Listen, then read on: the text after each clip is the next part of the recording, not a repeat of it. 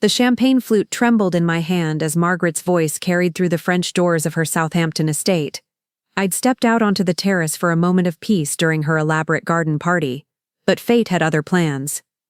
"Don't worry, darling," she cooed to someone inside. "Victoria is just temporary, a placeholder until you find someone more suitable." Before we jump back in, tell us where you're tuning in from, and if this story touches you, make sure you're subscribed because tomorrow I've saved something extra special for you. My husband's response froze my blood. "I know, Mother. The prenup ensures she won't get anything substantial. Another year, maybe 2, and I'll find someone from our circle, someone who actually belongs." The crystal slipped from my fingers, shattering on the limestone terrace.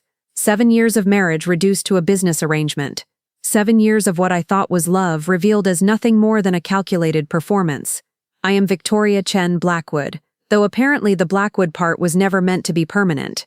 At 34, I'd built my life around what I believed was a genuine partnership: Harvard MBA, successful career in investment banking, and what I thought was a loving marriage to Christopher Blackwood, heir to the Blackwood pharmaceutical empire. The irony wasn't lost on me. I'd walked away from my own family's fortune to prove I could succeed on merit alone. My parents, tech entrepreneurs who'd built their empire from nothing, had taught me the value of authenticity. Never pretend to be something you're not, my mother used to say. But never let anyone make you feel like you're not enough. Standing on that terrace, listening to my husband and mother-in-law discuss my expiration date, I realized I'd been the only authentic person in this marriage. "Should I start introducing him to the Pemberton girl?" Margaret continued. "Her family's shipping fortune would complement our pharmaceutical holdings beautifully." "Not yet," Christopher replied. "Victoria's still useful. She's handling the Singapore expansion brilliantly. Once that's complete," he let the sentence hang, but I understood. Once I'd served my purpose, I'd be discarded like yesterday's newspaper. The shattered glass at my feet sparkled in the afternoon sun, each fragment reflecting a different memory. Our wedding in Tuscany, where he'd promised to love me forever. The midnight conversations about building an empire together. The way he held me after my miscarriage last year, whispering that we had all the time in the world. Preparing and narrating this story took us a lot of time, so if you are enjoying it like this video, it means a lot to us. Now back to the story. All of it, apparently, had been a performance worthy of an Oscar. I bent to collect the larger pieces of glass, my mind racing through options. Confront them? Pretend I'd heard nothing? The calculating part of my brain, the part that had orchestrated billion-dollar mergers, was already working through the implications. The prenup. Of course, Christopher had insisted on it, claiming it was family tradition.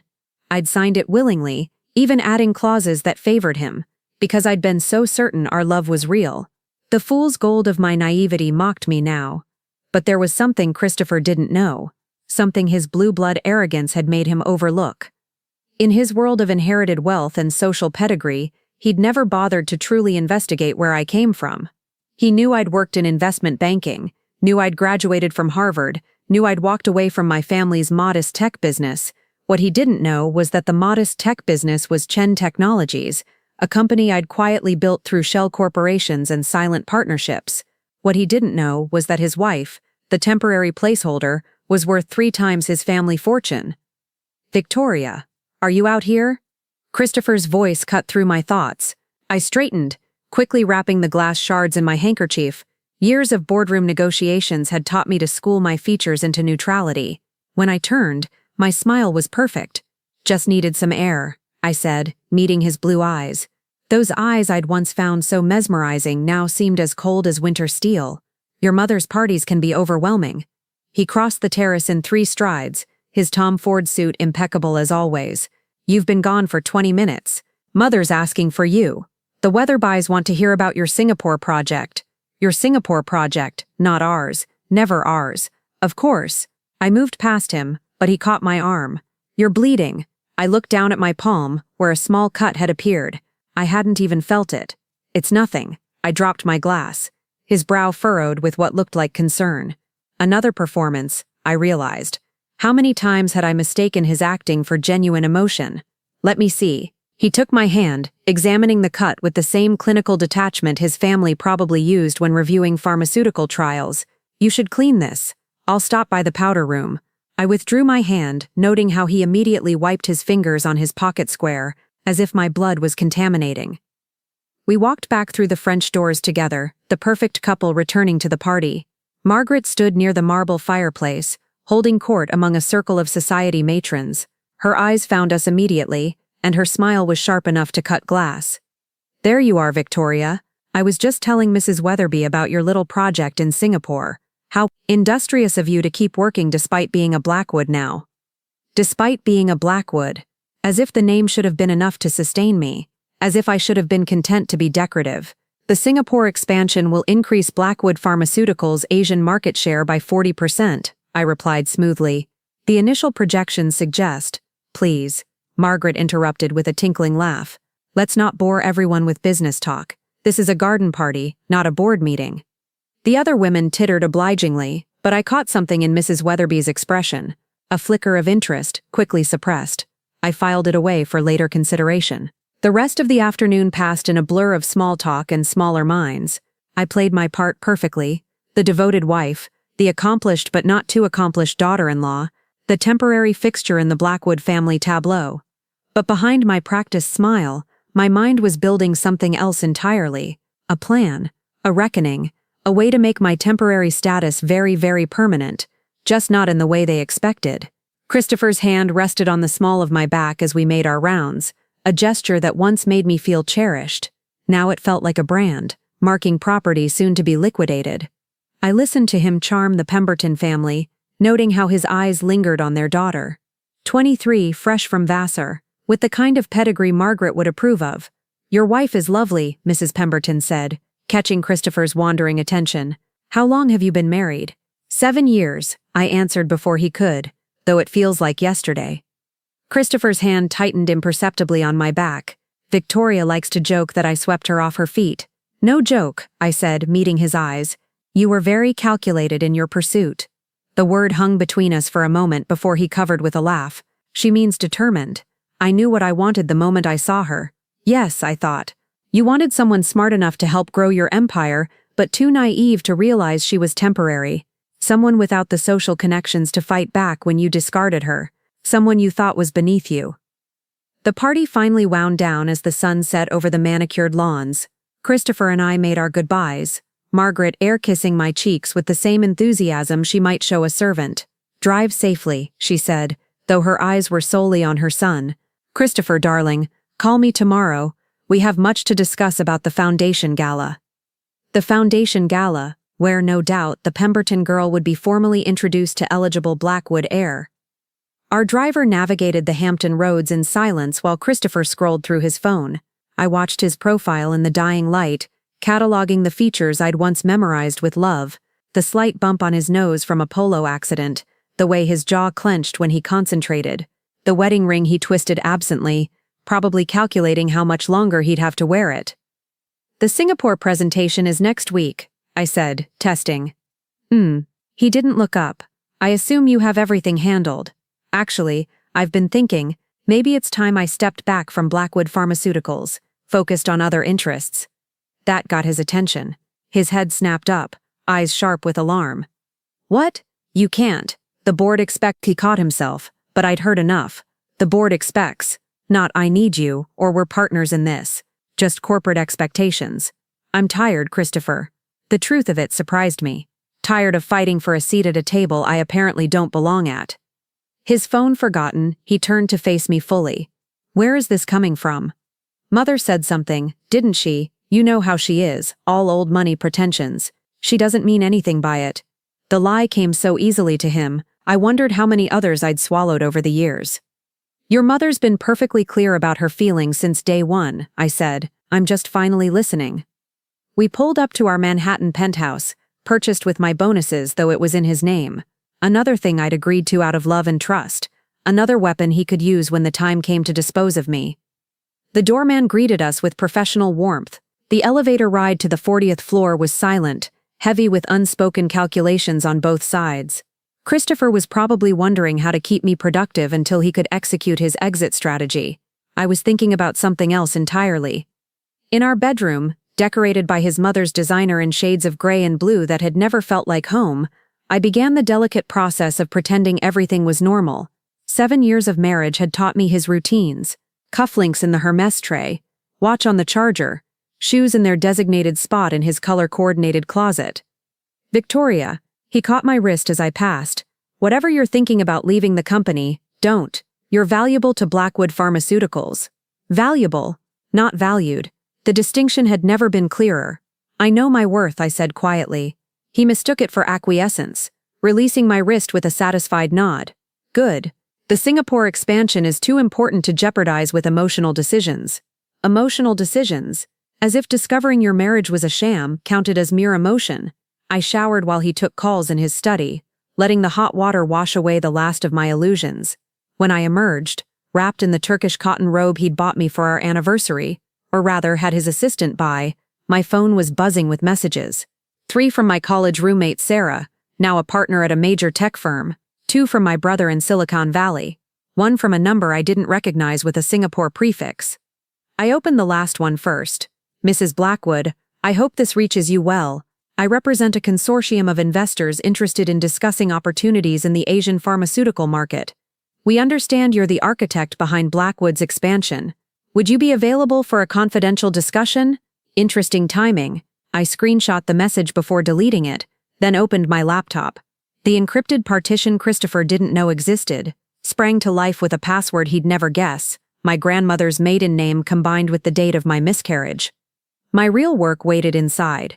Years of careful documentation, financial records, recording of conversations he thought were private, a complete picture of Blackwood Pharmaceuticals' operations, including some creative accounting that would interest the SEC, but more importantly, my own empire, built quietly, carefully, through shells and subsidiaries, tech investments, real estate, pharmaceutical patents filed under holding companies, an empire that dwarfed the Blackwood legacy, hidden in plain sight from a man too arrogant to look beyond his own reflection. Christopher appeared in the doorway, already dressed for bed in his monogrammed pajamas. "Coming to bed? You know I can't sleep when you're working." Another lie. He slept perfectly well during my late nights. He just didn't like losing control of my schedule. 5 more minutes, I promised, closing the laptop, just finishing up some emails. He nodded, satisfied that his temporary wife was still playing her part. As he slid between the Egyptian cotton sheets, I opened my phone one last time. A new message waited. This one from a contact at the Wall Street Journal, following up on a tip about irregularities in pharmaceutical pricing, a tip I'd planted 3 months ago, water waiting to bloom when the season was right. I deleted this message too, then joined my husband in bed. He curved around me automatically, a gesture born of habit rather than affection. His breathing evened out within minutes, secure in his certainty that his plan was unfolding perfectly. Let him sleep, I thought. Let him dream of Pemberton girls and advantageous mergers. Let him count his chickens before they hatched.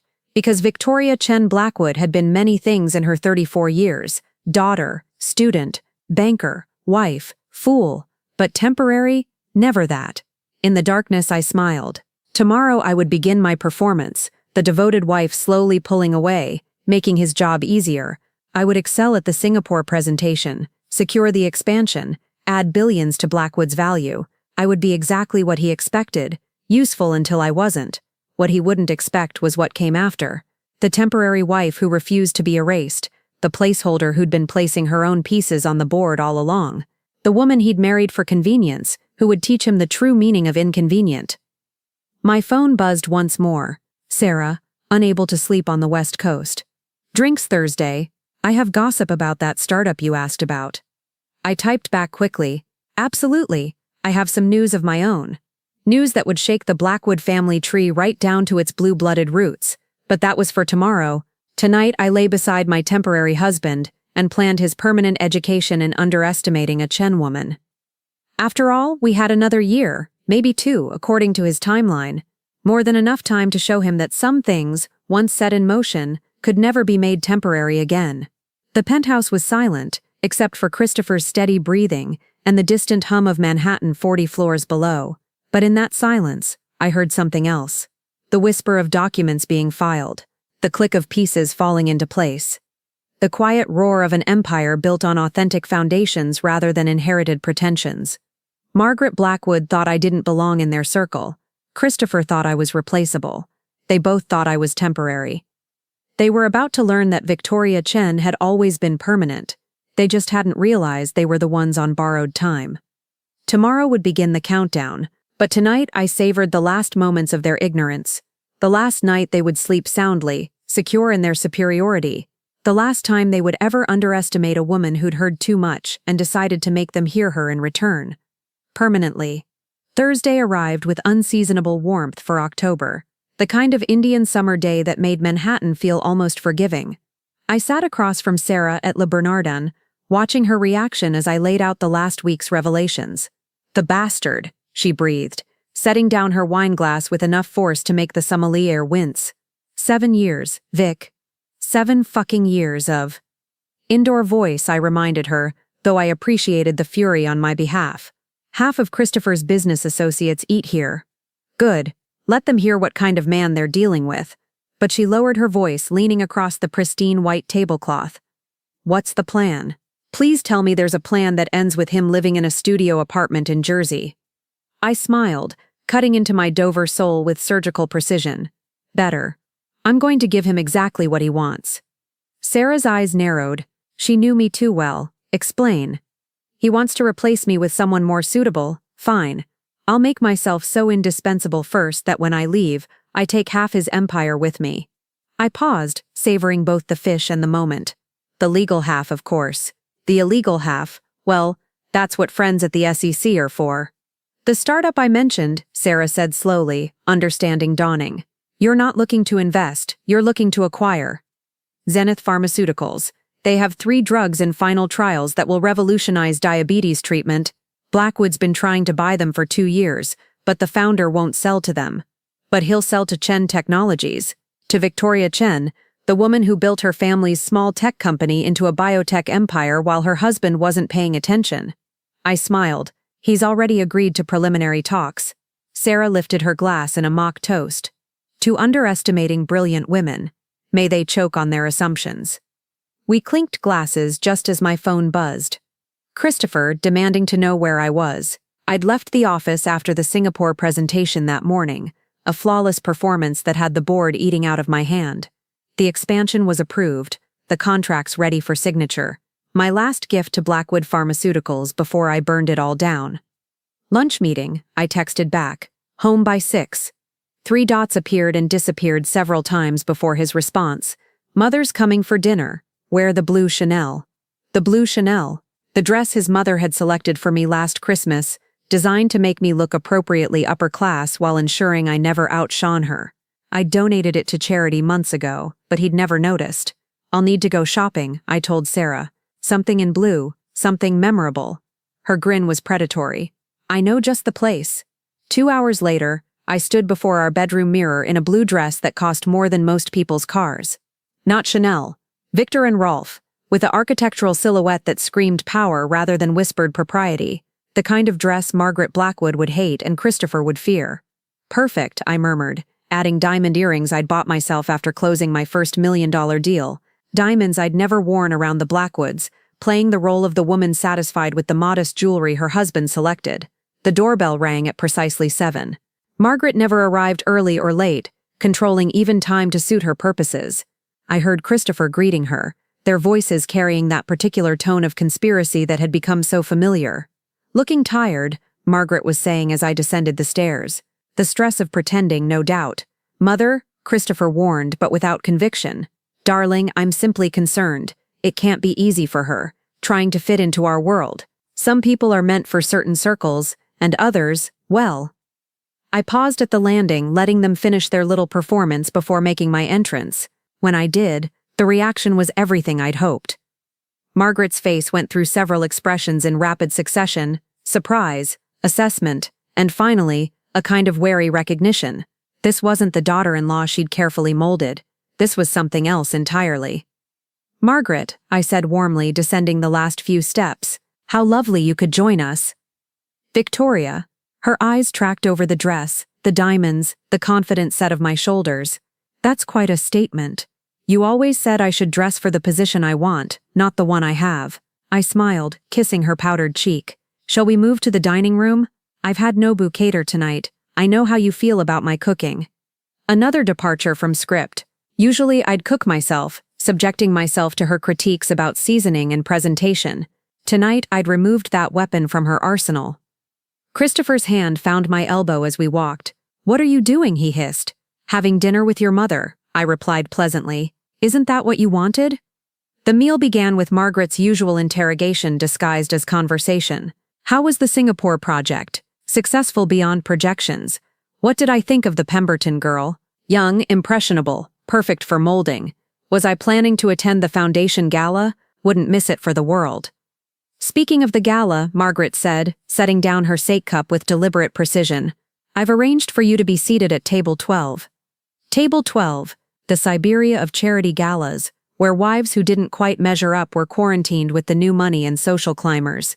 I'd spent 3 years working my way up to table 4, only to be demoted again. How thoughtful, I said. Though I should mention, the Yamamoto family specifically requested I join their table, something about the Singapore expansion opening doors for their electronics empire. Christopher's chopsticks paused midway to his mouth. The Yamamotos were old money, older than the Blackwoods, with influence that stretched across 3 continents. Their table was the crown jewel of the gala seating chart. "The Yamamotos?" Margaret's voice climbed half an octave. "How do you know the Yamamotos?" "Akiko and I were at Harvard together. We've kept in touch." Another carefully hoarded truth. Akiko Yamamoto had been my study partner, my confidante, and now my secret weapon. She's very interested in some biotech innovations I've been developing. "You've been developing?" Christopher set down his chopsticks entirely. "At Blackwood?" "Oh no," I said, reaching for my wine. "This is separate, a little project I've been working on in my spare time. Patent applications, small investments, nothing that would interfere with my duties as your wife." The last words came out with just enough edge to make him flinch. Margaret's eyes darted between us, sensing blood in the water. "Well," she said after a moment, "I suppose if the Yamamotos insist, they do." I smiled. In fact, Akiko mentioned they're considering pulling their investments from certain pharmaceutical companies. Something about ethical concerns and management issues. You know how principled old money can be. The threat hung in the air like a sword. The Yamamoto's investment in Blackwood Pharmaceuticals was significant enough that losing it would trigger a board panic. Christopher's face had gone pale beneath his tan. "Perhaps," Margaret said carefully, "we should discuss the seating arrangements later." "Perhaps we should." The rest of dinner passed in strained conversation. I played the perfect hostess, refilling glasses and directing the serving staff with an ease that clearly unsettled both Blackwoods. This wasn't the nervous girl who'd fumbled with fish forks at her first family dinner. This was someone who belonged at any table she chose to grace. As the evening wound down, Margaret made her move. "Christopher, darling, why don't you see about that wine we discussed? The Chateau de Kim. I'd like a moment with Victoria." He hesitated, clearly reluctant to leave us alone, but Margaret's tone brooked no argument. As his footsteps faded toward the wine cellar, she turned to me with a smile sharp as winter. "You've changed." "Have I?" I traced the rim of my glass with one finger. "Or am I just finally being myself? Don't be clever with me, girl. I know exactly what you are, and where you come from. Christopher told me all about your little banking job, your middle-class family playing at entrepreneurship. You may have learned to dress better and speak properly, but breeding always tells." "Yes," I agreed. "It does." Something in my tone made her pause. She studied me more carefully, perhaps seeing for the first time the steel beneath the silk. "What are you planning?" "Planning?" I laughed, the sound crystalline in the dining room. "I'm doing exactly what you've always wanted, Margaret. I'm preparing to step aside, to let Christopher find someone more You're lying. Am I? Ask your son about our conversation last week. I told him I was thinking of leaving Blackwood Pharmaceuticals, focusing on other interests."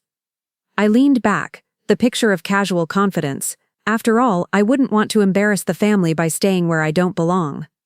"The Singapore expansion is complete. Contracts signed, partnerships established, profits guaranteed for the next decade." I stood, smoothing my dress, my last gift to the Blackwood legacy before I fade into the background where you've always thought I belonged. Margaret rose too, her composure cracking. "If you think you can threaten this family..." "Threaten?" I moved toward the window, gazing out at the glittering cityscape. "I'm giving you what you want, a clear path to the Pemberton girl or whoever else you've selected. No messy divorce, No public scandal. Just a quiet separation and a generous settlement that keeps everyone's reputation intact. The prenup ensures I get very little. Yes, Christopher made sure of that. I turned back to her, smiling. Of course, prenups don't cover everything. They don't cover, for instance, intellectual property developed independently, or investments made through private channels, or connections cultivated outside the sacred Blackwood sphere. You're bluffing. The wine cellar door opened, and Christopher returned with a dusty bottle, oblivious to the tension crackling between us. Found it, he announced. The 67, Father always said. What's wrong? Nothing, Margaret said quickly. Victoria was just telling me about her plans to step back from the company. His eyes found mine, wary now. We discussed this. The board needs ensure the Singapore expansion runs smoothly. I'm not unreasonable, Christopher. I know my value to Blackwood Pharmaceuticals. Your value, Margaret repeated, the words bitter in her mouth. Precisely. I moved to Christopher's side, playing the devoted wife one more time. I know exactly what I'm worth. The question is, do you? The evening ended with the usual air kisses and empty promises to do this again soon. As Christopher walked his mother to the elevator, I heard her urgent whispers, caught his defensive responses. They were rattled. Good. I was clearing the table when he returned, his face a study in controlled fury. What the hell was that? Dinner with your mother. I thought it went well. Don't. He grabbed my wrist, not hard enough to bruise but firm enough to convey threat. Whatever game you're playing, stop. You have no idea who you're dealing with. I looked down at his hand on my wrist, then up at his face. Actually, Christopher, I know exactly who I'm dealing with. The question is, do you? He released me, stepping back as if burned. The Yamamotos. How long have you been in contact with them? Does it matter? I'm stepping back, remember? Focusing on other interests. Being the temporary wife you always intended me to be. I never said. No, you never said it to me. I met his gaze steadily. But walls are thin, Christopher. Voices carry. And some conversations, once overheard, can't be forgotten. The color drained from his face as understanding dawned. You heard. Every word. I began loading the dishwasher. Movements precise and calm. Temporary. Placeholder. Doesn't belong. Did I miss anything? Victoria. Oh, and the Pemberton girl. Can't forget about her. 23, fresh from Vassar, shipping fortune to complement your pharmaceutical empire. Your mother's already planning the merger. He stood frozen in the doorway, calculating. I could see the wheels turning, weighing damage control against outright denial. It wasn't what you think, he finally said. No? Then what was it, Christopher? Because from where I stood, it sounded like my husband of 7 years discussing my expiration date with his mother. You don't understand the pressure I'm under. The family expects. The family. I laughed, the sound sharp enough to cut. Yes, let's talk about family. About expectations. About the pressure of living up to a legacy you did nothing to build. How dare you? The same way I know about Monica Feldstein. The same way I know about the clinical trial data you've been manipulating. The same way I know Blackwood Pharmaceuticals is leveraged beyond survival without the Singapore revenue. I smiled. I pay attention, Christopher. To everything. You're threatening us, the lawyer stated. I'm negotiating. You want the Singapore contracts? Fine. Buy them. Market rate for a deal that size is roughly $800 million. I'll give you the family discount, $600 million. Cash. That's extortion. That's business. I picked up my bag. You have 48 hours to decide. After that, the offer expires and the contracts revert fully to Chen Technologies, along with all the intellectual property I developed while playing the dutiful wife. You can't, Christopher stood, reaching for me. Touch me and I'll have you arrested for assault. My voice could have frozen helium. The penthouse security cameras are always recording, remember. You insisted on it. He froze, hand extended between us like a broken bridge. 48 hours, I repeated. Oh, and Margaret? You might want to check with Monica Feldstein's father about those meetings. He's very interested to know what his daughter's been discussing with your son. I left them there, 3 predators discovering they'd cornered a tiger, not a mouse. In the elevator, I forwarded Eliza's recordings to my lawyer. The young woman had been thorough. Hours of audio from multiple dinners, Margaret's voice clear as crystal discussing my disposal. My phone rang as I reached the garage, an unknown number with a Boston prefix. Mrs. Chen? Dr. Webb's voice was strained. We have a problem. Someone's leaked the Zenith acquisition to the press. They're spinning it as a hostile takeover by a vindictive ex-wife trying to destroy her husband's company. I closed my eyes, calculating. Margaret had more resources than I'd credited. Fine, if she wanted to play media games, I'd show her how it was done. Call the Times, I instructed. Give them the exclusive on your daughter. Every detail about why you refused to sell to Big Pharma. Make me the hero who's going to ensure no family faces insulin rationing again. The lawyers said, "The lawyers work for us. This is war now, doctor. We control the narrative or they do." Understood. Mrs. Chen, thank you for fighting this fight. I ended the call and stood in the garage, surrounded by luxury cars that all belonged to Christopher. Tomorrow would bring lawyers and lawsuits, media battles and boardroom wars, but tonight I had work to do. Back at Chen Technologies, my team was pulling an all-nighter. Pizza boxes and coffee cups littered the conference table, but energy crackled through the room. Status? I asked, shedding my coat. The journal piece is locked for Monday, James reported. Times wants an exclusive interview about Zenith. We scheduled it for tomorrow afternoon. Bloomberg's running a piece on female entrepreneurs building billion-dollar companies in stealth mode. Legal? David looked up from his laptop. The injunction's problematic but not fatal. We can work around it. The real issue is the publicity war. They're trying to paint you as a bitter wife destroying her husband out of spite. Let them. I pulled up a chair. The truth has a way of surfacing. Speaking of which, has Mark called from the SEC? 10 minutes ago. He says the Blackwood clinical trial data is concerning. Wants to meet Monday. Tell him Tuesday. Monday's going to be busy. I looked around the table at these people who'd believed in me when I was invisible. I need you all to know something. However this ends, you're taken care of. Your contracts, your equity, your futures, all protected. This is my fight, not yours. Bullshit, Sarah said from the doorway. I hadn't heard her arrive. This is our fight. Every woman who's been called temporary, every person deemed not good enough for the old boys club, everyone who's been told to wait their turn while mediocre men fail upward. This is all our fight. Murmurs of agreement rippled through the room. I blinked back unexpected tears. All right then. I pulled up the master strategy document. Let's review. Monday morning, 6 a.m. Eastern. The Forbes article drops. By 6:30, every major outlet will be scrambling to cover the story of the invisible billionaire who built an empire while her husband plotted her disposal. By noon, Blackwood's board will be in emergency session. By close of trading, James finished, grinning, Victoria Chen will be the most famous businesswoman in America, and Christopher Blackwood will be Googling reputation management firms. We worked until dawn, refining every detail, the media timeline, the legal responses, the coordinated revelation of Chen Technologies' true scope. It was a symphony of strategic destruction, each note precisely placed. As the sun rose over Manhattan, painting the sky in shades of pink and gold, I stood at the window watching the city wake up. Somewhere Christopher was probably still awake, frantically calling board members. Margaret was likely pacing her Fifth Avenue apartment, realizing her investigation had missed the forest for the trees. Eliza Pemberton was playing her role, letting them think their backup plan was still intact. You should sleep, Sarah said, joining me at the window. Big day tomorrow. Can't, too much adrenaline. Regrets? I thought about it. 7 years of marriage reduced to a business transaction, the children we'd never have, the life I'd thought we were building together. No, I said finally. He made his choice the day he decided I was temporary. Everything else is just consequences. And consequences, Sarah said, raising her coffee cup in a toast, are a bitch named Victoria Chen.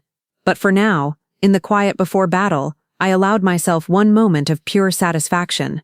Christopher thought he'd married beneath him, thought he'd found someone grateful enough to never challenge the natural order of his world. He was about to learn that when you designate someone as temporary, you better make sure they don't have the means to make that designation permanent, just not in the way you intended. Monday, 6 a.m. Eastern. I watched from my office as the Forbes article went live, my phone already buzzing with the fury of 1,000 notifications. The headline was perfect. The $3 billion secret, how Victoria Chen built an empire while playing the perfect wife. By 6:15, my email had crashed from the volume of messages. By 6:30, Victoria Chen was trending on Twitter. By 6:45, Christopher was calling for the 47th time. Let him stew, Sarah advised, scrolling through social media on her tablet. Oh, this is beautiful. Listen to this comment. 7 years of being called the little wife while she was secretly worth $3 billion? Big businessman energy. James burst in, tie askew, eyes wild with excitement. Bloomberg wants a live interview. CNN's sending a crew. The Journal's asking for exclusive photos of the office. Tell Bloomberg yes for Thursday. CNN can have 10 minutes this afternoon. The Journal gets nothing. They chose Christopher's narrative over ours. I turned back to my monitors, watching Blackwood Pharmaceuticals pre-market trading. How's our stock position? Short positions are in place through the offshore accounts, David reported from the conference room. Perfectly legal, fully documented. When Blackwood crashes, we make another $100 million, I finished, which we'll donate to diabetes research in honor of Dr. Webb's daughter. Sarah's tablet chimed. Speaking of Webb, the Times article just posted, "The father who said no to Big Pharma." They're painting you as the only CEO who would honor his daughter's memory. Perfect. Every move Christopher made now would look like a desperate husband trying to silence a humanitarian wife. At 7 a.m., my personal phone, the one only 12 people had the number for, rang. Akiko Yamamoto. "The family is impressed," she said without preamble. "The board met this morning, Tokyo time. We're pulling our entire Blackwood position at market open. That's nearly $600 million in holdings. Yes." I could hear her smile. "We're also announcing a strategic partnership with Chen Technologies. The press release goes out in 30 minutes. I closed my eyes, feeling the pieces click into place. "Akiko, I saved the gratitude for dinner. We have reservations at Massa next week. You're buying." She paused. "Victoria." Watching Christopher realize he tried to temporary zone a tsunami. Priceless. The line went dead. Classic Akiko. Surgical strike, no wasted words. "Ma'am," security's voice crackled through the intercom. "There's a Christopher Blackwood in the lobby. He doesn't have clearance but he's insistent." I looked at the monitor showing the lobby feed. Christopher stood at the security desk, his usual perfect composure completely shattered. His hair was disheveled, his Hugo Boss suit wrinkled, his face a study in desperation and rage. Let him wait 20 minutes, I decided. Then escort him to conference room C. "The small one?" James asked. "With the uncomfortable chairs." "Exactly." I used the time to change into my power suit, custom Armani in Chen Technologies blue, a color I'd chosen specifically because it had no association with Blackwood red. By the time I entered conference room C, Christopher had been marinating in his anxiety for 37 minutes. "Hello, Christopher." He shot to his feet, the uncomfortable chair scraping against the floor. "What the hell do you think you're doing?" "Running my company." I sat across from him, noting the shadows under his eyes, the tremor in his hands. "How can I help you?" "How can you?" He stopped, visibly trying to control himself. When he spoke again, his voice was careful, calculated. "Victoria, whatever you think you heard, whatever you think you're accomplishing, we can work this out. Can we? Like you worked things out with Monica Feldstein?" His face went ashen. "That's not. She means nothing. I know, just like I meant nothing. Just like Eliza Pemberton means nothing. You're remarkably consistent in your inability to value women as anything more than assets." I pulled out my phone, showing him a message. "By the way, Monica's father is very interested in what information you shared about Blackwood's operations. His lawyers will be in touch." "You vindictive." "Careful," I interrupted. "You're in my building now, my security, my rules, and I'd hate for this conversation to end with you being escorted out in handcuffs." He sank back into the chair, defeat replacing rage. "What do you want?" "I told you. Recognition, acknowledgement, respect." I leaned back, studying him. "But you're incapable of that, so I'll settle for justice." "The FBI raided our offices an hour ago," he said quietly. "The clinical trial data. Someone sent them evidence of manipulation." "How terrible. I hope it doesn't affect the Singapore expansion." "You know it will. The contracts have a morality clause. Any criminal investigation voids them." He looked up, and for the first time in 7 years, I saw real fear in his eyes. "We'll lose everything." "No, Christopher, you'll lose everything. Important distinction. My family built that company over 60 years, and you destroyed it in 7 by being too arrogant to see your wife as anything more than temporary furniture." I stood. "The offer stands until noon. $600 million for the Singapore contracts. After that, they revert to Chen Technologies under the breach provisions. We don't have $600 million liquid. Then I suggest you liquidate something. Maybe one of your mother's houses, or your Hamptons estate, or perhaps ask Monica's father for a loan." He stood too, desperation making him reckless. "I'll fight this. every court, every appeal. I'll drain your resources. With what money? Blackwood stock is down 40% since market open. The SEC's frozen your accounts pending investigation. Your board is meeting in... I checked my watch. 12 minutes to discuss your removal as CEO. They wouldn't dare. They would. They are. Peterson's been quite vocal about the need for new leadership. Funny how your drinking buddy becomes your executioner when the stock price tanks. I moved toward the door, then paused. Oh, Christopher? Your mother's probably looking for you. Margaret tried to visit me this morning but security turned her away. Something about threatening a tenant? This isn't over, he said, but his voice lacked conviction. You're right. It's just beginning. I opened the door, gesturing for security. Mr. Blackwood was just leaving. Please ensure he finds the exit. As security flanked him, Christopher turned back one last time. I did love you once, in the beginning. No, I said simply. You loved the idea of me. The grateful wife, the useful asset, the stepping stone to greater things. You never saw me at all. I returned to my office to find organized chaos.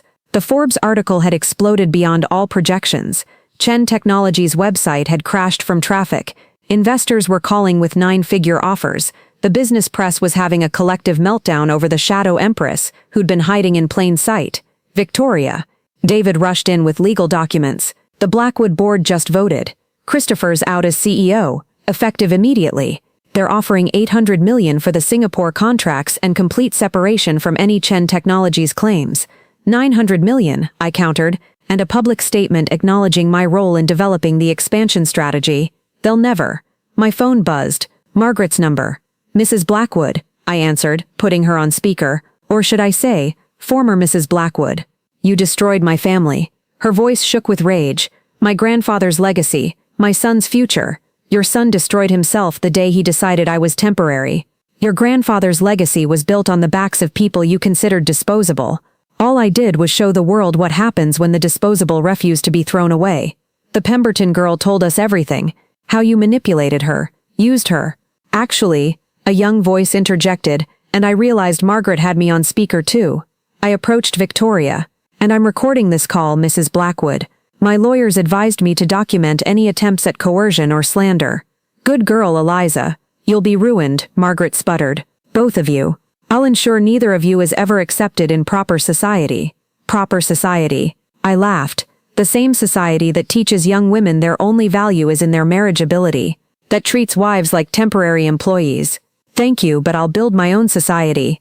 With blackjack and actual equality. I hung up on her stream of threats, turning to find my entire team watching from the doorway. Did you just quote Futurama to Margaret Blackwood? Sarah asked, awed. She wouldn't get the reference anyway. James cleared his throat. The Singapore contracts. Blackwood's board agreed to $900 million. They want to sign today. Have them wire the funds to the Chen Technologies Foundation. Full amount. But that's justice. Plus it's tax deductible.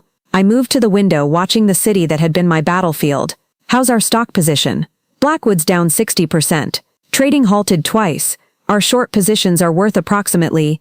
David paused, double-checking his numbers. $1.2 billion, after the donation. Silence filled the room. Even I hadn't expected the devastation to be quite so complete.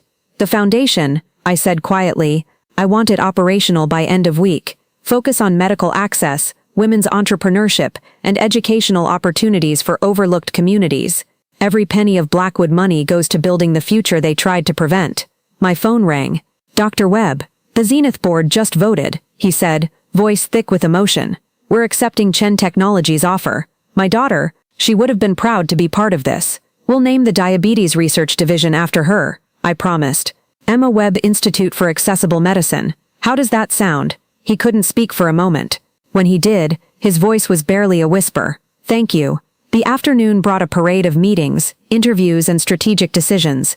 The Wall Street Journal begged for an exclusive. CNBC offered a primetime special. Dozens of venture capitalists called with investment offers that would have seemed impossible just days ago. But the most satisfying moment came at 3:47 p.m., when security called up. Ma'am, there's a process server here. Says he has divorce papers that require personal delivery. Send him up. I signed Christopher's divorce petition with my favorite pen, a Mont Blanc I'd bought myself after our first anniversary, when he'd forgotten to get me anything. The terms were pathetic. He was trying to claim spousal support based on the lifestyle I'd accustomed him to.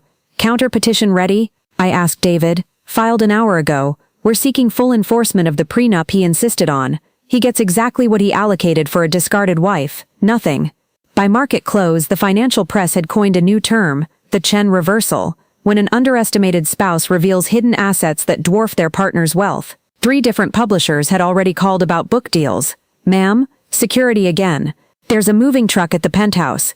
Mr. Blackwood is attempting to remove items. Let him take his personal belongings, nothing else, and change the locks when he's done. I sat back in my chair, exhaustion finally hitting. In 12 hours I'd destroyed a 60-year-old pharmaceutical dynasty, revealed a $3 billion empire, and filed for divorce from a man who'd thought I was temporary. You know what the best part is? Sarah asked, pouring champagne as the team gathered for an impromptu celebration. The money? The vindication? The look on Christopher's face when he realized his temporary wife was worth 3 times his family fortune? No. She raised her glass. It's that every woman who's ever been called temporary, every person who's been told they don't belong, every spouse who's been treated as disposable, they all saw what you did today. They saw that temporary is just another word for underestimated. We toasted as the sun set over Manhattan, painting the sky in shades of victory. Somewhere in the city, Christopher was probably in his childhood bedroom at his mother's apartment, watching his world crumble on every news channel. The Pemberton girl was likely planning her own escape from a marriage that would never happen. And Margaret? Margaret was learning that proper society had no room for dinosaurs who couldn't evolve. My phone buzzed one last time, a message from an unknown number. This is Monica Feldstein. I think we should talk. I have information about Christopher that might interest you. Also, would Chen Technologies be interested in a strategic partnership with Feldstein Pharma? My father is very impressed with your style. I showed it to Sarah, who nearly choked on her champagne. The mistress wants to do business with you. She was never the mistress, just another woman Christopher tried to use. I typed back. Tomorrow, 2 p.m. Chen Technologies headquarters, bring your father and your best proposal. The city lights twinkled below as my team celebrated around me. Tomorrow would bring new challenges. Managing a suddenly public empire, navigating the divorce, building the foundation that would be my real legacy. But tonight, I savored the perfect irony of it all. Christopher had married me thinking I was temporary, a placeholder until someone better came along. Instead, I'd become permanent in ways he'd never imagined.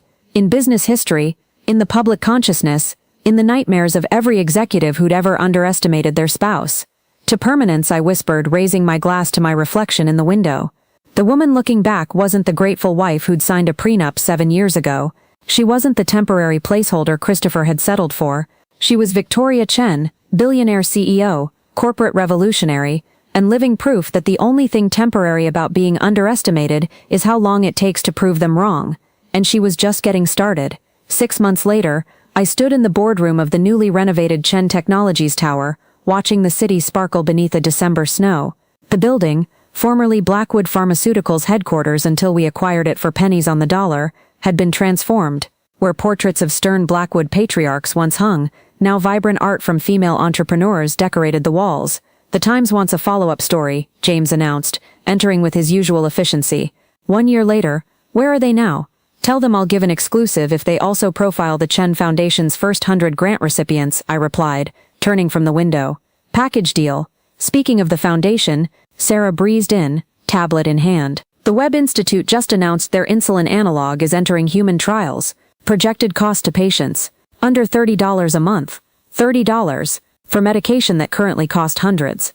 Emma Webb's legacy would save millions of lives. And our friend Christopher? I asked, though I already knew. The divorce had been finalized 3 months ago, with him receiving exactly what his prenup specified for a discarded spouse. Nothing. Working as a junior analyst at a small firm in Chicago, Sarah reported, trying not to smirk. His mother sold the Southampton estate last month. They're renting a 2-bedroom in Queens. I felt no satisfaction in their fall, no joy in their reduced circumstances, just a quiet vindication that actions had consequences, even for those who thought themselves immune. Don't gloat, I chided gently. We have bigger things to focus on. The intercom buzzed. Miss Chen, your 2 o'clock is here. Send them in. The door opened to reveal not 1 visitor but 3. Eliza Pemberton entered first, transformed from the uncertain girl I'd met at the Met. 6 months of running her own strategic consulting firm, seed funded by Chen Technologies, had given her a confidence that no longer needed designer labels to announce itself. Behind her, surprisingly, came Monica Feldstein, now CEO of Feldstein Pharma, after her father's retirement. Our partnership had shocked the industry, but the former other woman had proven to be a brilliant strategist once freed from Christopher's manipulations. The third visitor made me smile. Dr. Marcus Webb, looking healthier than when we'd first met, clutching a folder marked with the Webb Institute logo. "Thank you all for coming," I said, gesturing to seats around the conference table. "I have a proposition." "Another revolution?" Eliza asked, settling gracefully into her chair. "Because the last one was quite profitable, something like that." I activated the presentation screen. Chen Technologies is launching a new initiative. We're calling it the Phoenix Program, identifying companies with strong fundamentals but toxic leadership, acquiring them, and rebuilding them with our values. "Corporate culture renovation," Monica mused. "Interesting. More than that," I continued, clicking through slides. "Each acquisition will be required to implement our standards. Equal parental leave, transparent pay scales, promotion based on merit not connections, and boards with at least 50% female representation. The old boys' clubs will riot," Dr. Webb observed. "Let them. We'll buy their companies when the riots tank their stock prices." I smiled. "I've identified 17 potential targets, all currently run by men who share certain philosophies about women being temporary additions to their organizations." Eliza laughed, bright and sharp. "You're weaponizing what they did to you. I'm democratizing it. Every person they've dismissed as temporary, every talent they've overlooked because of bias, every brilliant mind they've pushed aside, they'll have a home with us." "What do you need from us?" Monica asked, already taking notes. "Eliza, your firm would handle the cultural transitions. Monica Feldstein Pharma could partner on any pharmaceutical acquisitions. Dr. Webb, the Webb Institute would oversee ethical standards and community impact. Creating an ecosystem," Dr. Webb said slowly. "Not just buying companies, but transforming entire industries." "Exactly." The meeting lasted 3 hours, with each participant contributing ideas that made the initial concept stronger. As they prepared to leave, Eliza lingered. "I saw Christopher last week," she said quietly. "At a Starbucks in Queens. He was arguing with the barista about our expired coupon. And he saw me too, started to approach, then stopped. I think he was going to ask for a job. Would you have given him one?" She considered this. 6 months ago. No, too much anger. Now, maybe, as a very junior consultant, someone needs to teach him what it's like to be temporary. After they left, I returned to my office, the corner suite that had once belonged to Christopher's grandfather. The nameplate read simply, V. Chen, CEO. No need for ostentation when your work spoke for itself. My assistant knocked. "Your 6 p.m. is here. Send her in." Margaret Blackwood entered my office like a queen in exile, backbone straight, chin high, but wearing off-the-rack clothing instead of couture. The months had aged her, but her eyes still held that calculating gleam. "Thank you for seeing me," she said, the words clearly costing her. "You said it was important." She sat without invitation, hands folded in her lap. "I need a job." I let the silence stretch, watching her squirm. The woman who declared me temporary was asking for permanent employment. "Why would I hire you?" "Because despite everything, I'm excellent at what I do. 60 years of social connections, a lifetime of event planning, fundraising and navigating high society." She paused, swallowing her pride. "Skills that would benefit your foundation." "You want to work for the Chen Foundation? Raising money for the very people you used to dismiss?" "I want to survive." The admission came out raw. "Christopher can barely support himself. The divorce settlement took everything. I'm 73 years old, and for the first time in my life, I need a paycheck." I studied her. This woman who'd made my life miserable for 7 years, who'd plotted my disposal like I was expired milk, who'd raised a son to see women as temporary conveniences. "There would be conditions," I said finally. Hope flickered in her eyes. "Anything. You'd start at entry level, report to people a third your age, attend sensitivity training, work with communities you've spent a lifetime avoiding." I leaned forward. "And you'd do it all knowing that everyone knows who you are and what you tried to do to me." "I understand. Do you? Because this isn't charity, Margaret. You'd earn every penny by facing the consequences of your worldview, by learning what it's like to be seen as disposable." She straightened, and for a moment I saw the steel that had built the Blackwood Empire, even if she'd used it for the wrong purposes. "When do I start?" "Monday. Human Resources will send you the paperwork." "And Margaret?" I waited until she met my eyes. "This is your one chance. Disrespect any employee, show any hint of your old attitudes, and you're gone. No references, no severance, no second chances." "I understand." As she reached the door, she turned back. "Why? Why hire you? I considered the question, because everyone deserves the chance to evolve. Even dinosaurs. But mostly because the best revenge isn't destroying your enemies, it's transforming them into examples of why your way is better. She left without another word, but I caught the sheen of tears in her eyes. Margaret Blackwood crying in my office. Christopher would have called it victory. I called it progress. The evening stretched ahead, but I had one more meeting. This one personal. The restaurant was small, intimate, nothing like the power lunch spots I now frequented. Senator Alan Morrison stood as I approached, his smile warm and genuine. "Victoria, you look amazing." "Senator," I let him kiss my cheek, settling into my seat. "Thank you for making time. For the woman who single-handedly changed how America thinks about corporate marriage. Always." We'd met at a congressional hearing on pharmaceutical pricing, where I'd testified about the Webb Institute's innovations. His questions had been sharp but fair, and the coffee afterward had led to dinners, which had led to possibilities. "How's the legislation coming?" I asked as wine arrived. "The Chen Act." He grinned. "I still can't believe we're naming it after you. The Spousal Asset Protection Act sounds better. Less personal." How dare I? I spun to face him fully. "I've spent 7 years dimming my light to make yours shine brighter. 7 years playing the grateful wife who married up. 7 years watching you take credit for my strategies, my connections, my work. Everything you have is because of me." "Is it?" I moved closer, close enough to see the uncertainty creeping into his eyes. "The Singapore expansion that just added 30% to your company's value. Who designed that? The Yamamoto connection that's keeping your investors calm. Who cultivated that?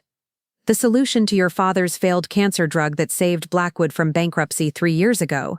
Whose idea was that?" Each question landed like a blow. He knew the answers, he'd always known. He just thought I'd never claim credit. "You're still my wife," he said finally, falling back on legal certainty. "The prenup protects your family's assets, yes. But Christopher," I smiled, the expression I'd learned in boardrooms where weakness meant death. "You never asked about mine." I left him standing in the kitchen, mouth open, world tilting off its carefully planned axis. In our bedroom, I opened my laptop and reviewed the messages that had been pouring in all evening. From David Lim in Singapore. "The consortium is very impressed, ready to proceed when you are." From Akiko Yamamoto. "The family is prepared to redirect investments as discussed." From my lawyer. "Documents prepared, awaiting your signal." From a contact at the Wall Street Journal. "Story is ready, need confirmation on timing." Each message was a piece of the web I'd been weaving while Christopher and his mother plotted my disposal. They thought they were playing chess while I was playing checkers. In reality, I wasn't playing their game at all. I was rewriting the rules. Christopher appeared in the doorway an hour later, tie loosened, scotch in hand. The boy prince rattled but not yet defeated. "We should talk." "Should we?" I didn't look up from my screen. "About what? My temporary status? My replacement? Or would you prefer to discuss the prenup I so foolishly signed? About us." He moved into the room, setting his drink on the nightstand. "About our marriage." "Which marriage? The one I thought we had? Or the business arrangement you've been conducting?" "It started as..." He stopped, running a hand through his perfectly styled hair. "Yes, fine. It started as an arrangement. You were smart, beautiful, connected enough to be useful, but not enough to be a threat. Mother approved because she thought she could mold you. And you approved because you thought I'd be grateful enough to never question my place." Yes, the admission came out raw. But somewhere along the way... Stop. I finally looked at him. "Don't insult my intelligence by pretending feelings developed. You're panicking because your temporary wife isn't following the script. What do you want?" The question hung between us. What did I want? Revenge, justice, recognition. "I want what was always supposed to be mine," I said simply. "Respect, acknowledgement, a seat at the table I helped build. And if I give you that, you can't give me what I've already taken." I closed the laptop, standing to face him. "But you can choose how this ends." Quietly, with dignity intact, or loudly, with every dirty secret exposed. "You're threatening me. I'm offering you the same choice you gave me. Be temporary, a footnote in my story, or be permanent, the man who tried to diminish Victoria Chen and lived to regret it." He reached for his scotch, hand trembling slightly. "The Singapore contracts are ironclad. My lawyers made sure of that. Blackwood Pharmaceuticals will profit handsomely. Consider it my parting gift. You're leaving." "Oh, Christopher." I moved past him toward the bathroom. "I was never really here. Just ask your mother." As I closed the door, I heard his phone ring. Margaret, no doubt, demanding a full report. Let them strategize, let them plot, let them scramble to maintain control of a game that had already been won. Tomorrow, Phase 2 would begin. The Yamamoto meeting, the Zenith acquisition, the first WSJ article about irregular practices at Blackwood Pharmaceuticals. Each move calculated to show them that temporary was just another word for underestimated, and Victoria Chen had been underestimated for the last time. The Yamamoto estate in Westchester looked like it had been transplanted directly from Kyoto, all clean lines and perfect harmony, a stark contrast to the Blackwood's ostentatious Southampton mansion. I arrived at sunrise, as requested, finding Akiko in the tea house overlooking the koi pond. "Victoria-san," she rose gracefully, her movements containing the same lethal precision I remembered from our Harvard days. "You look unleashed. Is it that obvious? To someone who knows you? Yes. Tea?" We sat in comfortable silence as she performed the ceremony, each movement deliberate and meaningful. This was Akiko's way. Nothing rushed, everything considered. It's what made her family's investment firm so formidable. They played the long game while others chased quarterly profits. "Tell me about Zenith Pharmaceuticals," she said finally, pouring the tea with steady hands. 3 drugs in final stage trials. Revolutionary diabetes treatment that could make insulin injections obsolete. The founder, Dr. Marcus Webb, refuses to sell to Big Pharma because his daughter died from insulin rationing. I accepted the cup, inhaling the earthy aroma. He'll sell to me because I'm not them. And Christopher knows nothing of Chen Technologies. He knows I came from a modest tech background. I smiled at the memory. He never asked for details. Why would he? I was supposed to be grateful for the upgrade. Akiko's laugh was soft as wind chimes. Men like Christopher see what confirms their worldview. It's their greatest weakness. She set down her cup. The family is prepared to redirect 40% of our Blackwood holdings. The question is timing. After the foundation gala, Christopher needs to feel secure, needs to believe his plan is working. Let him parade the Pemberton girl while his temporary wife fades into the background. And then we pull the thread that unravels everything. My phone buzzed. Christopher, probably wondering where his wife had disappeared to at dawn. I let it ring. "There's something else," Akiko said, studying me with those sharp eyes. "Yamamoto International has been tracking some interesting patterns in Blackwood's clinical trials, inconsistencies that suggest data manipulation." My pulse quickened. "How long have you known?" 6 months. We were waiting for the right moment to act. She smiled. "Or the right partner. Send me everything. Encrypted channels only. Already done." She reached into her kimono and withdrew a USB drive. "Everything we've collected, use it wisely." I pocketed the drive, feeling its weight like a loaded weapon. "Why help me, Akiko? Your family could profit from Blackwood's fall without my involvement. Because 20 years ago, a young woman at Harvard stayed up all night helping me with econometrics when my father was dying and I couldn't focus. Because that same woman never asked for anything in return, never leveraged that debt." She stood, and I rose with her. And because watching Christopher Blackwood realize he married a goddess thinking she was a servant, that's entertainment money can't buy.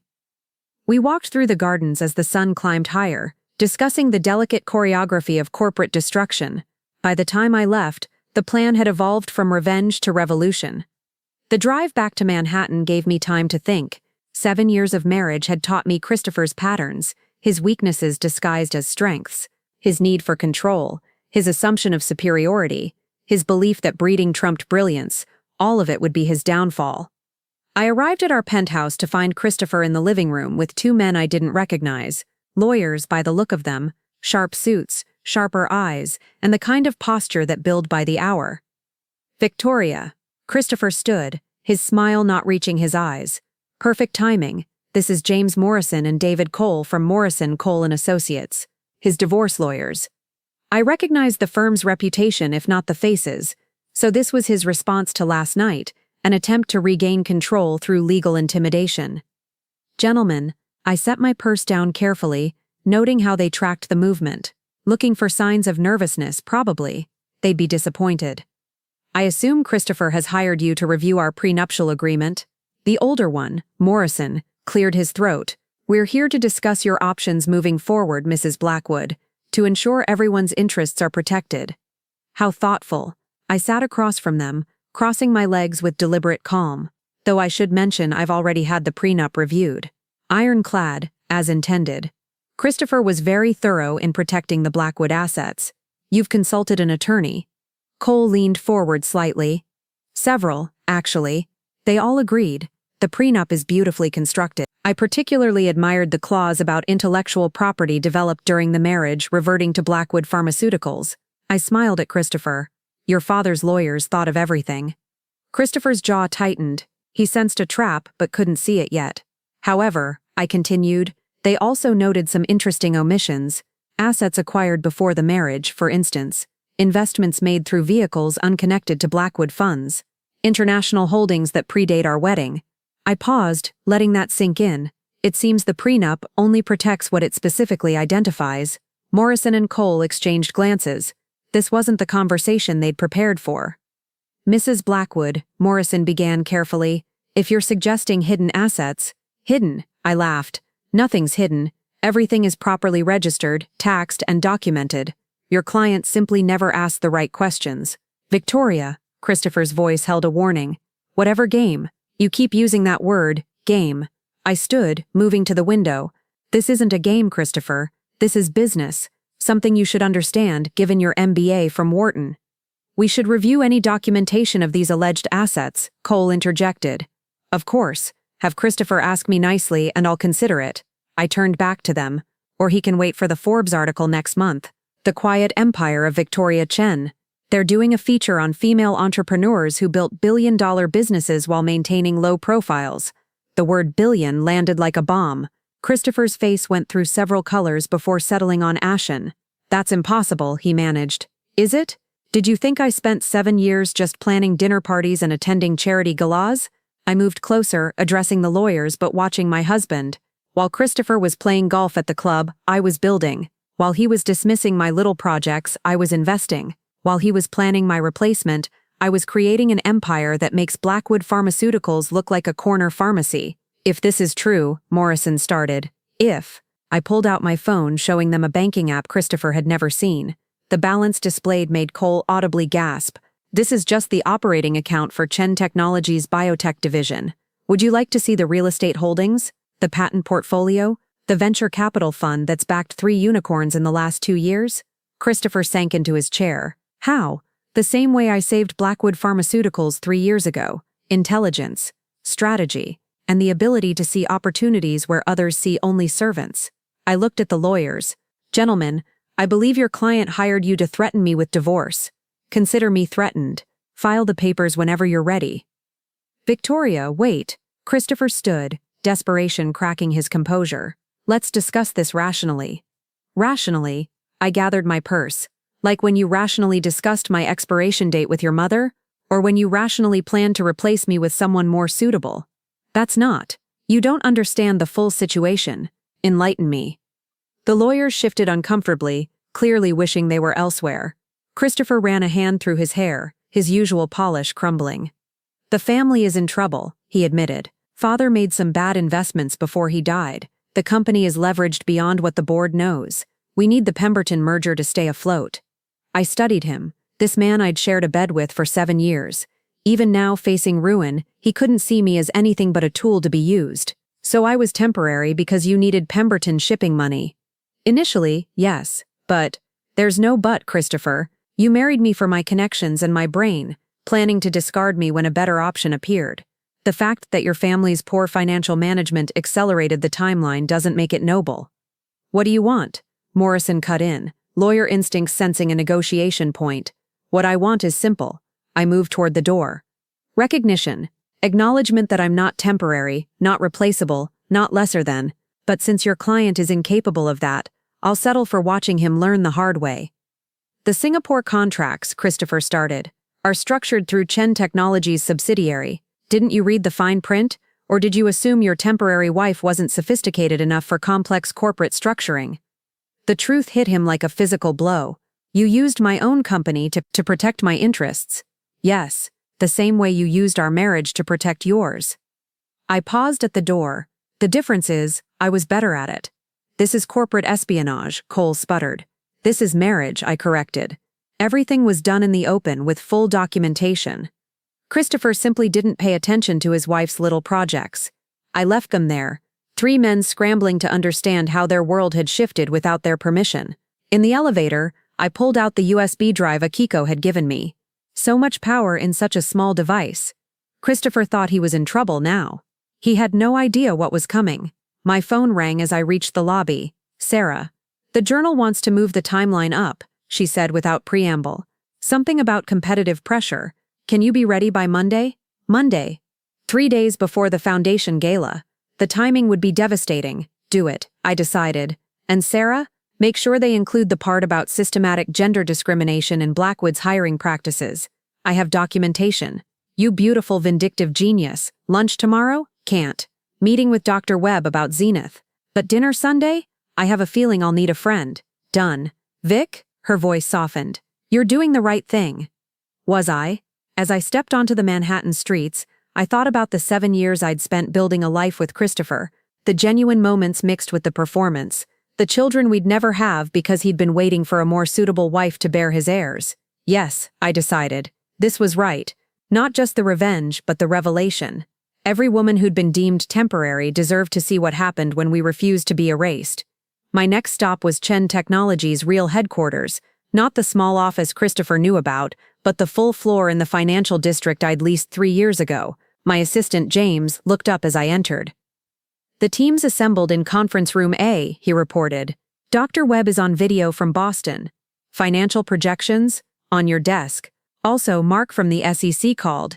He says the information you provided is illuminating. I smiled. Mark owed me a favor from our Harvard days. The fact that he now worked in the enforcement division was serendipity. The conference room held 12 of my most trusted employees, people I'd quietly recruited over the years. Some Christopher had met at dinner parties, dismissing them as my little work friends. He had no idea he'd been dining with the executive team of his biggest future competitor. Ladies and gentlemen, I began, it's time to accelerate our timeline. Chen Technologies is about to become very public, very fast. I need to know you're ready. The unanimous yes that followed made my throat tight with unexpected emotion. These people had believed in me when I was still hiding behind another man's name. They'd kept my secrets, built my dreams, waited for this moment. Dr. Webb, I turned to the screen where the Zenith founder waited. Are you prepared to make history? My daughter died because she couldn't afford insulin, he said simply. If partnering with you means no family faces that again, then yes, I'm ready to make history. The meeting lasted 3 hours. We discussed acquisition strategies, public relations approaches, and the delicate dance of revealing Chen Technologies without triggering insider trading investigations. Every detail had been planned for years, but the execution would require precision. As the team dispersed, James handed me another message. Christopher called 6 times. Also, someone named Margaret left a rather imperious voicemail, demanding you call immediately. Delete them all. With pleasure. He paused. Victoria, we've all been waiting for this. Watching you dim your light for that man, it killed us. Seeing you like this again, it's worth whatever comes next. I squeezed his shoulder, not trusting my voice. These people had seen what Christopher never bothered to notice, that his temporary wife had never been temporary at all. She'd been a tsunami building strength in deep water, waiting for the perfect moment to crash ashore. That evening, I returned to the penthouse to find it empty. Christopher had left a note. At Mother's, we need to talk. Please call. I crumpled the note and poured myself a glass of the excellent wine I'd been saving. The 47 Chateau d'Yquem I'd bought with my first million, and hidden in the back of the cellar. Christopher had walked past it 1,000 times, never knowing its value because he'd never thought to look closely at anything that was already his. The city sparkled below as I raised my glass to the window. Somewhere out there, Christopher was huddled with his mother, trying to understand how their perfect plan had gone so wrong. The Pemberton girl was probably being briefed on her upcoming role. The lawyers were likely researching Chen Technologies with growing alarm. Let them scramble. Let them scheme. Let them learn what it felt like to be deemed temporary. My phone buzzed with a text from an unknown number. This is Eliza Pemberton. I think we should meet. I have information about Christopher you need to know. Interesting. The replacement reaching out to the temporary wife. I texted back. Tomorrow, 2 p.m., the Met, Egyptian wing. Another piece on the board, another thread in the web. Christopher thought he was playing a simple game of replacement. He had no idea he'd been cast in an entirely different production, one where the temporary wife got the final act. I finished my wine as the city lights blurred into stars. Tomorrow would bring new battles, new revelations, new opportunities to show the Blackwoods just how permanent Victoria Chen could be. But tonight I savored the quiet before the storm. The last peaceful moment before I pulled the thread that would unravel everything Christopher held dear. He'd wanted me to be temporary. I'd show him what temporary really looked like when it was his entire world crumbling around him. The Metropolitan Museum of Art's Egyptian wing had always been my sanctuary. Something about artifacts that had survived millennia put modern betrayals in perspective. I found Eliza Pemberton standing before the Temple of Dendor, her Hermes bag and Louboutin heels marking her as precisely what Christopher wanted, old money wrapped in new couture. "Mrs. Blackwood," she turned, and I was struck by how young she looked. 23, Margaret had said, but she seemed younger. "Thank you for meeting me. Miss Pemberton, and it's Victoria, please. We're not in a Blackwood boardroom." She smiled, a flash of something sharper than her ingenue appearance suggested. "Eliza, though if Margaret has her way, I'll be the next Mrs. Blackwood soon enough. Congratulations." I moved to a bench, gesturing for her to join me. "When's the wedding?" "That's just it." She sat carefully, designer dress arranged with practiced precision. "There isn't going to be one. But Christopher and his mother don't know that yet." I studied her more closely. Beneath the perfect makeup and carefully styled blonde hair, there was steel in her spine and calculation in her cornflower blue eyes. "Explain." "My family's shipping empire isn't what it used to be," she began, voice low despite the empty gallery. "Oh, we maintain appearances. The houses, the galas, the donations. But grandfather made some catastrophic decisions before he died. We're maybe 6 months from bankruptcy, and a Blackwood marriage would solve that. Would have, until I did some digging into my potential husband." She pulled out her phone, showing me a photograph. Christopher at a hotel bar with a redhead, definitely not his wife. "This was last week, while you were in Singapore saving his company." I felt nothing. No surprise, no pain, not even anger. Just confirmation of what I'd already known. "There's more," Eliza continued, swiping through photos. "That woman, she's not random. She's Monica Feldstein, daughter of Blackwood's biggest competitor. They've been meeting for months. Now that was interesting. He's feeding her information? Or she's feeding him false intel? Either way, it's corporate espionage on top of adultery." She put the phone away. "My mother thinks I'm shopping for my engagement party dress right now. Instead, I'm here warning the woman they want me to replace." "Why?" She was quiet for a moment, studying the ancient temple. "Because when I was 15, my older sister married for the family, gave up her doctorate dreams to be a trophy wife who could save Pemberton shipping. She killed herself 3 years later." The words hung between us, heavy with implication. "Margaret Blackwood reminds me of my brother-in-law's mother," Eliza continued. "Same calculating eyes, same way of discussing women like livestock at auction. When she evaluated me last week, and yes, it was an evaluation, all I could think about was Emma. I'm sorry about your sister. Don't be sorry, be smart. Which you clearly are, or Christopher wouldn't be panic-calling my father about accelerating our timeline." She turned to face me fully. "I don't know what you're planning, but I want to help. Why should I trust you? Because in 6 months, when Pemberton shipping collapses, I'll be worthless to them. They'll discard me just like they're discarding you. The only difference is, I know it's coming." She stood, smoothing her skirt. "Check your email tonight. I'm sending you recordings from the dinner where they discussed your transition out of the family." Margaret was quite detailed about the timeline. She started to leave, then paused. "Victoria, when you burn it all down, and I know you're going to make sure Margaret's in the building." I watched her leave, heels clicking against marble with the confidence of someone who'd grown up in museums and galleries, an unexpected ally, but perhaps not surprising. How many women had the Blackwoods evaluated and discarded over the years? My phone buzzed. "Sarah, emergency. Chen Tech offices. Now." 20 minutes later, I burst into our conference room to find my entire legal team assembled, faces grim. "What happened?" "Blackwood's filing an injunction," my chief counsel David Park announced.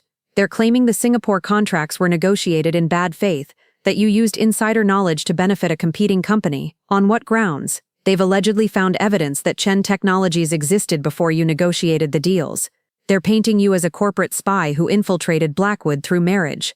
I sank into a chair, mind racing. How did they find out about Chen Tech? That's the interesting part. David pulled up documents on the screen. The filing was prepared 3 days ago, before you revealed anything to Christopher. Someone leaked, or someone's been investigating for a while. He highlighted a section. Look at the language. It's specifically crafted to trigger a freeze on the Singapore assets. If a judge grants this injunction, Chen Technologies is crippled before we even go public. I stood, pacing. Who's the judge? Random assignment hasn't happened yet. But, David hesitated. Margaret Blackwood's brother sits on the Second Circuit. He has friends.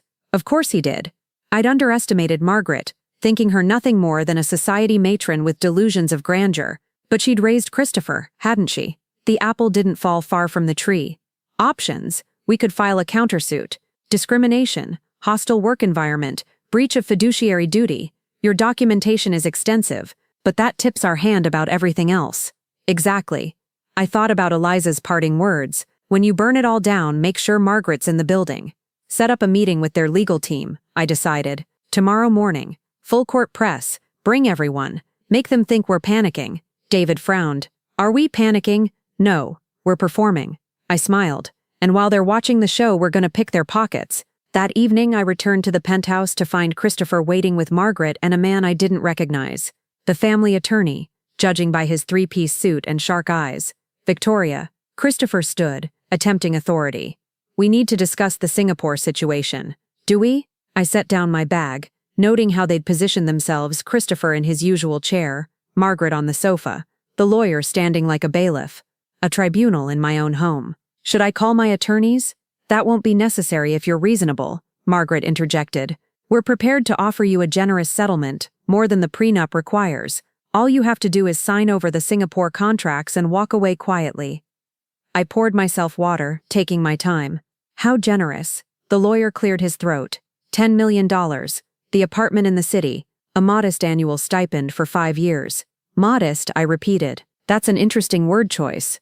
It's more than fair, Christopher added, considering the alternative, which is public humiliation. Legal battles that will drain whatever resources you think you have. Criminal charges for corporate espionage. Margaret's smile was razor sharp. Did you really think we wouldn't investigate our own son's wife? When did you start? I asked, genuinely curious. The investigation. The day Christopher introduced you, she admitted. I've had reports on you for 7 years, dear.